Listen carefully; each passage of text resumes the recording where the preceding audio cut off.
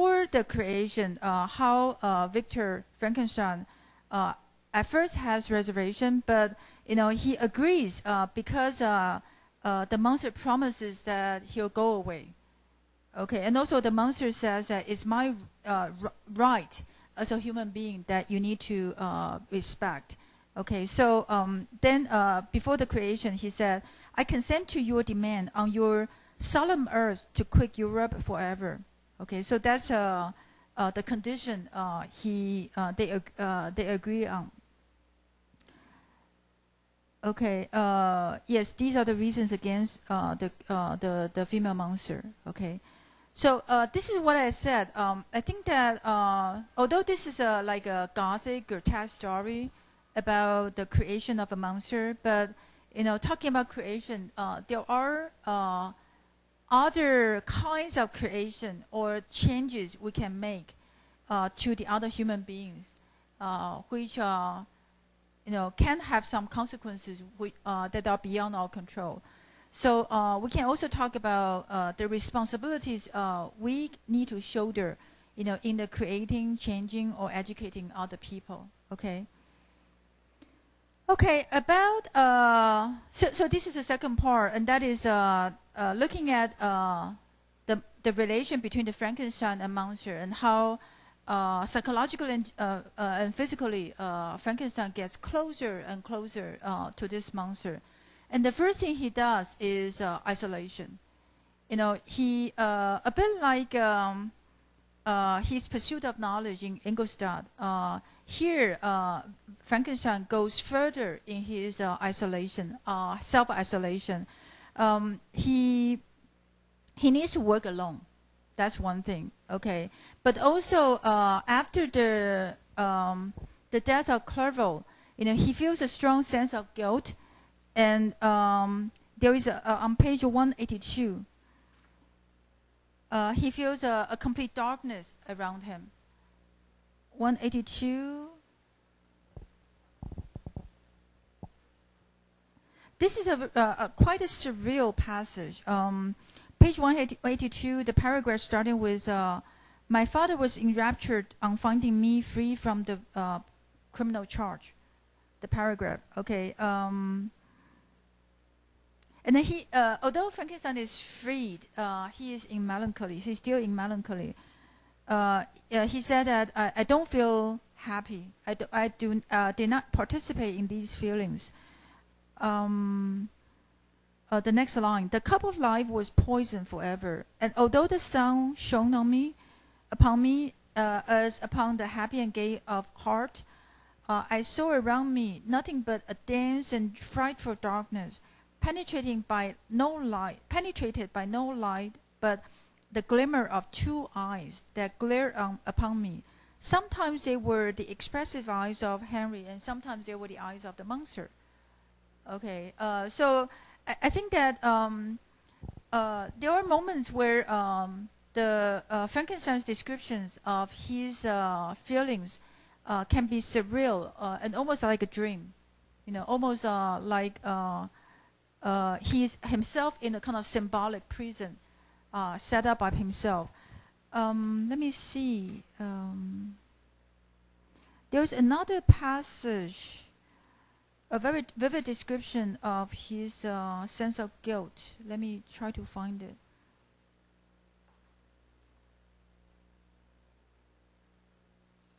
Yes, well, page 177. This is after he realizes that Henry is dead. He's in a fever and delirium for 2 months. Okay, in these 2 months, he's in delirium and constantly raving. And then those people around him later told him that he kept saying something without being aware of. Okay. Let's start with the last line of 176. My ravings were frightful. I call myself the murderer of William, of Justine, and of Clerval. Sometimes I entreated my attendants to assist me in the destruction of the thing by whom I was tormented, and at others I felt the fingers of the monster already grasping my neck. and scream aloud with agony and terror. Okay, so yeah, fortunately, as I spoke my native language, Mr. Karim alone understood me. The other people didn't. But basically, here he articulates his sense of guilt. You know, just as as a contrast to his behavior before, because before this point, he is not able to own up his sense of guilt or admit what really happens. Here, in his delirium, he speaks it all out. He talks about he articulates all his sense of guilt, and sees himself as the murderer of all of the killed persons. Okay, so this is the kind of mental isolation Frankenstein imposes on him, mostly because of his sense of guilt. Okay, and then physically and socially, he's also isolated. Just now we talk about the social isolation, because once he's kind of washed up to the shore, he's immediately seen as a suspected murderer and then put into the prison. And in Ireland, the people whom he encountered were all very rude to him. I think that it's partly because he's a stranger, you know, and partly because of his being implicated in the murder case. Okay, so for instance, on page 173,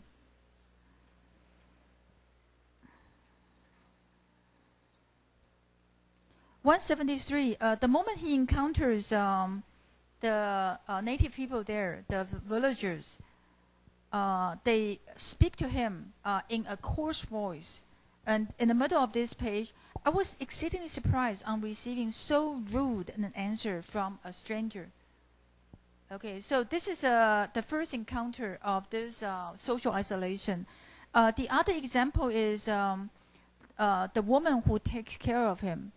This woman, towards the end of this page, this woman is taking care of him, and she says, wait.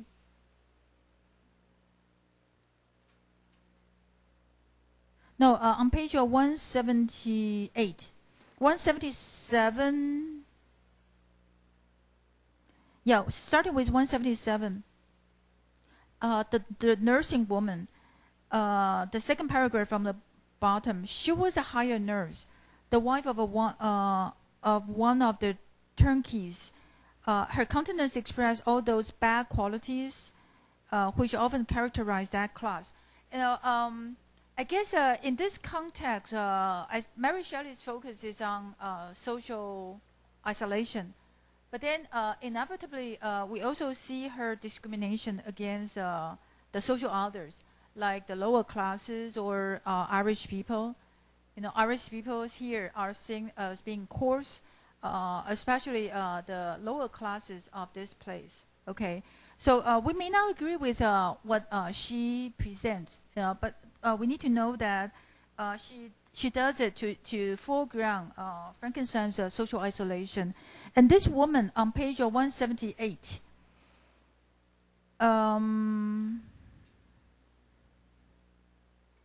yes,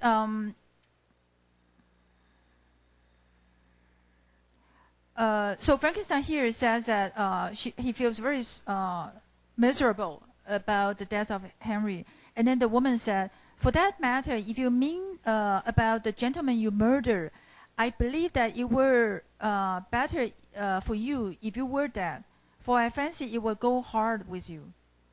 Okay, well, however, it's none of my business. I'm sent to nurse you, etc., etc. So this woman is self-contradictory. You know, as a nurse, she is nursing him back to life or back to a healthy life. But then, you know, she herself wished that he were dead. Okay, so that again shows how this society is antagonistic to Frankenstein. They were all antagonistic except for Mr. Kerwin. Mr. Kerwin is the first magistrate that collect evidence and also get witnesses to find out, to prove that Frankenstein is innocent. Also, Mr. Kerwin is one to read the papers he has with him to find out about his identities. Remember I told you that this novel is partly epistolary, 就是它很多信，里面很多信。So the papers and letters in this novel can also be one aspect that shows about human identity. You know, how human identity is all a matter of construction, you know, made with papers and letters and everything, and storytellings. Yeah. Okay.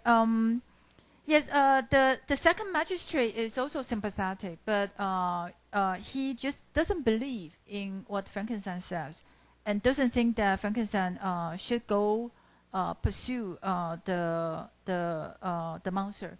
Okay, so basically, Frankenstein is always in a society which alienates him, which does not really understand him.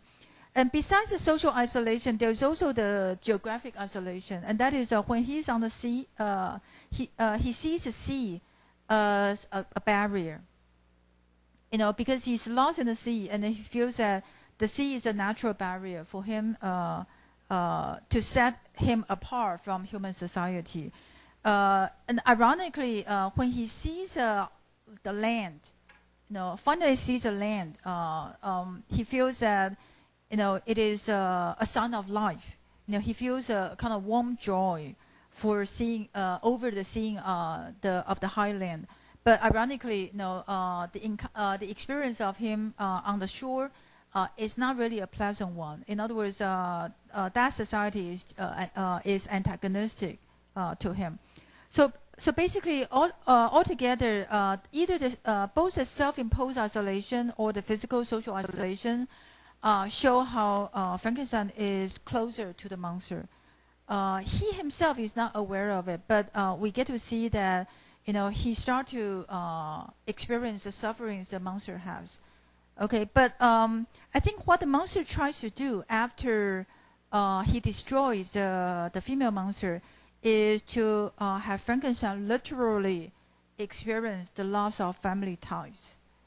And not just social connection, but also family ties. And that's why Henry Clairvaux and Elizabeth get killed. Okay. Okay. The complete isolation happens. Start to happen with the destruction of the female monster. Frankenstein underestimated the monster's intelligence. He just thought that he is after himself. And that's why he doesn't suspect that Elizabeth will be in danger. You know, he keeps Elizabeth in his room so that he will confront the monster by himself on the wedding night. But unfortunately, actually, the monster goes to kill Elizabeth. Okay, so this is what he later says. The monster had blinded me to his real intention, and when I saw that I had prepared only for my own death, I hastened that of a far dearer victim. You know, in other words, he doesn't really expect Elizabeth to be in danger. That is another blindness on Frankenstein's part. Okay, so basically, isolation happens because of the monster, because the monster wants to deprive Frankenstein of what Frankenstein deprives of him. Okay, so that's why Frankenstein gets completely isolated. You know, after the death of the two women meaning the female monster and then Elizabeth. Okay, so now to show that there were two kinds of journeys Frankenstein takes after the first encounter with the monster. You know, I want to say that there is a political journey. It's a political journey, but it's also a psychological journey.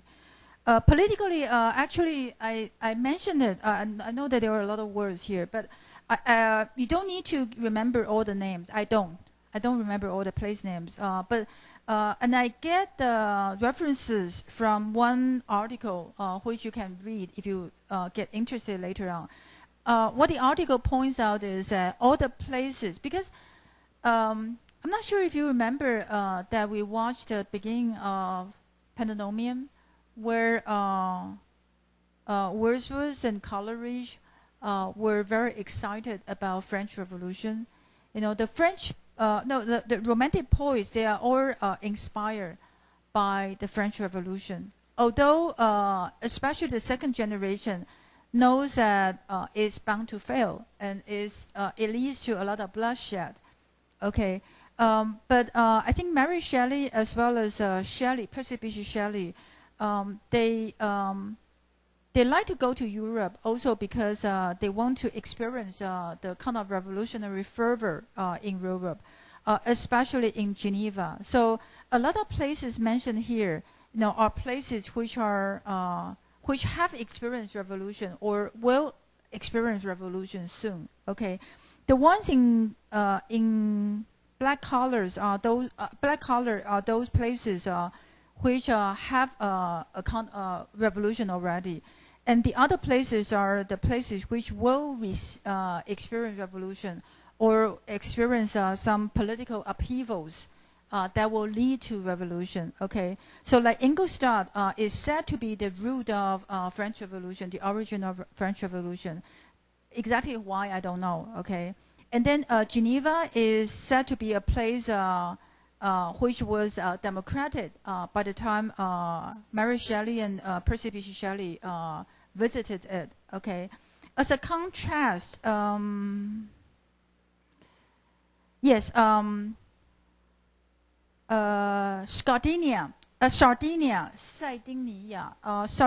is a place near Geneva, but there is a contrast here because Sardinia is a despotic country. Okay, but Geneva is a democratic place. Okay, Avian, where Sardinia is where Elizabeth died. So in a way, the route Frankenstein takes marks a kind of travel from places with successful revolution to places where revolution will lead to bloodshed, will lead to violence and terrible killing. And also, Russia at that point is still an empire, but then it will have revolution, bloody revolution soon. Okay, so I think that's the way. According to one critic, Mary Shelley suggests Frankenstein to be connected to revolution in some sense. You know, maybe it's a kind of scientific revolution or revolution in humanities, which parallels the political revolution. And that's why she uses these place names to kind of pay homage to the political revolutions which are happening at the same time. And also criticize them because not all of them are peaceful ones. A lot of them lead to bloodshed, okay? Okay, so basically to put the monster together with revolution, we can say that it was born with good intention. At least that's what Frankenstein thinks. At the beginning of chapter 9, you know, he said that I began life with benevolent intentions and thirsted for the moment when I should put them in practice and make myself useful to my fellow beings. So he saw that he had good intention, but it was all blasted. Okay, and now he realizes that he did something wrong, and he is filled with remorse and sense of guilt. Okay, so I guess besides the kind of concern with human lives, you know, reanimating human lives, you know, what Frankenstein as well as the monster is thrown into is a matter of social injustice. And basically, revolution deals with that too. Okay, so in other words, at the same time, Mary Shelley deals with revolution on different levels to say that this is a time for revolution. You know, things are about to change, and but not all the changes are for the better. You know, there can be some disasters caused by the changes. But she also presents the social background to explain why there are changes, because there are a lot of cases of social injustice. For instance, the social injustice experienced by the Lacy family, or the social injustice experienced by Justine. and then also by Frankenstein.